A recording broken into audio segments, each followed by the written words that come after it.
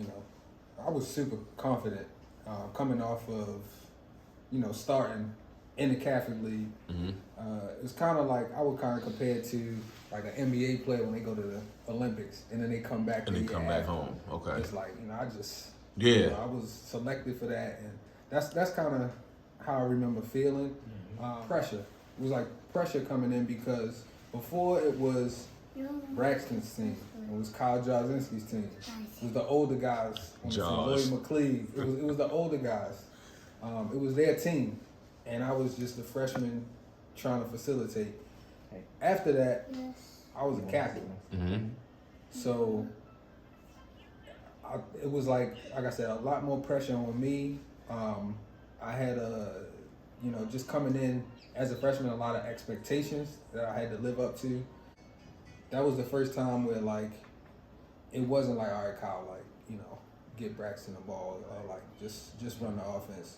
It was like, it's your show. Like, what you want to do? What you want to do? What do you think we should do? Right. So that developed some leadership within me, and just like I said, confidence as far as like being a captain and like putting people in place, and pretty much running the show from there on out.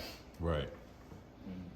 So now on the flip side with you, E, it's like you just explained how freshman year you had Dino, who was a player of the year. The next year in your sophomore year, you obviously develop and get better, and you still have another situation where you have a guy that's a year older, 2 years older than you, and he's a ranked player in the country, and he's definitely a force within the leagues that he's playing in, which is Henry Sims.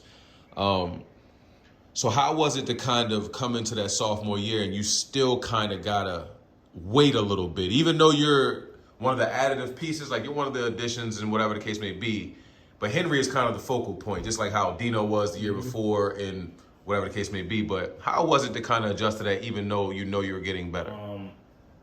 I lost my father that summer. And honestly, I remember, before that happened, me and my dad writing down all my goals. And I wrote down what play of the year, when I was going to be that, first team All-Met, all these different things. I remember me writing down me play of the year my senior year, All-Met my junior year, sophomore year, I don't remember what it was, but it was like sophomore year, it would be a starter, an average, it was just like be a solid player. Yeah. Sophomore year. But after he passed, man, I honestly just, like I told Kyle this, I just saw red, and it was like, I just felt like nothing was going to stop me. I feel you.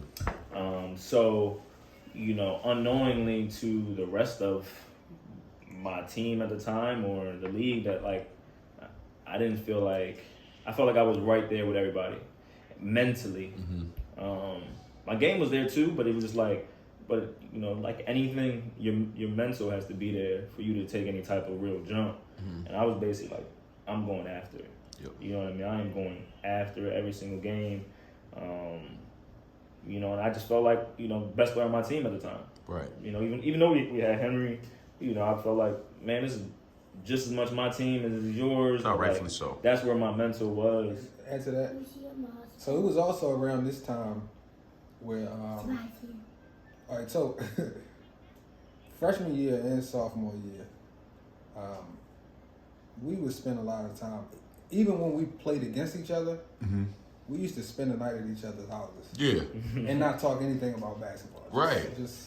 But it was around this time where he's saying he, saw red. I would, be looking at the box scores all the time. And I'm starting to see like 28, 30, 25 consistently. So I'm like, hold on, like he I know who they got, but he's stepping up. Yeah. He's doing his thing. So I could tell, even, if we didn't talk every day or whenever, like it was quick very fast evolution. Mm-hmm. And like you said, it was just, just going up the ladder at that point. Yeah, man. I swear, like I said, I had seen you the year before, so like, it would never be a moment I would forget. Like I said, I remember as a freshman point guard playing. I'm a junior at the time. Like I'm around my way. I don't really know, but what I know. So like, man, this dude coming in here, he started as a freshman on a private school. Like I know he got to be that. You feel me? But then the next year, I leave that school. I go to Long Reach. So the summer going into Long Reach year, I wasn't even supposed to go to Long Reach. Supposed to go to Riverdale Baptist. And Two good schools though. at the time, like when Riverdale that year, they had Thomas Robinson, and they had a couple other guys that was like really, really good. So I wound up playing in the Rock League. And when we played in the Rock League, the dude who was like kind of the buffer for me, he's like, I got a better team for you. So I'm like, all right, cool. Meet the Long Reach dudes, whatever. We wound up going out there. I see my team is really good. Like, we're really decent. Like, I played county basketball. I know what this looked like. We're really good. So when the first thing that coach say is our first scrimmage, I think it was our first scrimmage. Our first scrimmage was against Mount St. Joe. And like I told you, I know about Mount St. Joe already. Like, I know who he is. I know Henry already because I just played Henry, you know what I mean, in the Rock League, and I've known Henry for a couple of years anyway, just seeing him around. But we played them dudes, right? And the only person I was worried about was Eric. That was it. Like, I didn't care about Henry. I didn't care about I knew Justin too. But the only person I was worried about was Eric. Because I'm like, yo, this dude, look, he coming after freshman year. He just played. He a sophomore now. And when I tell you, we got the best of them in the first half. They did. But the second half had to come. They did. And they all turned it up. But it was like very different for me because, like I said, I'm a senior at this time. I'm looking at Eric. Like, Eric is playing. I think the first pass I threw out the gate at the halftime, he stole it. Off a pick. Stole that joint. It came down, gave it to Henry. He bunged the joint. But then after that, he was just playing it like at such a pace. I'm like, yo, this dude is not a freshman. I mean, he's not a sophomore. Like, ain't no way he younger than me. So that's how I met Eric. Like, that was when I kind of like met him a little bit. You know what I'm saying? And we kind of knew about each other from that point on. But like, to speak to your point, man, you seeing Red, it all makes sense now as to how the aggression came and how the reason why you was playing the way you playing. It all makes sense now, man. But yeah, Kyle, that's when I met your man, yo.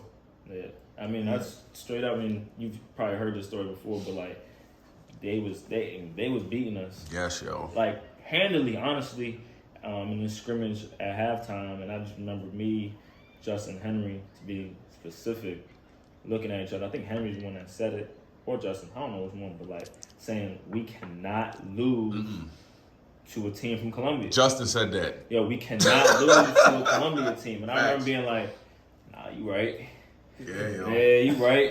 Because honestly, it was like, yo, I can't go back to my main gym if we lost, which is supreme. I felt like, yo, if we lose this, we can't go back in there. Like, and see, that was the thing that I didn't know about either. Like, the fact that, first I didn't even know he was from out there. Yeah. So it's like, Obi and all of them, they knew him. So they was really trying to beat him for a different reason from my reason. I'm like, yo, that's why we was, but yeah, they really showed why they was who they was after that. It was a totally different level, man, and it was crazy. Hey, but y'all went on to have a great year, though. Absolutely. I wish we could have finished that job, but great year. Hey, we had a great year for sure. One of the best years of my life.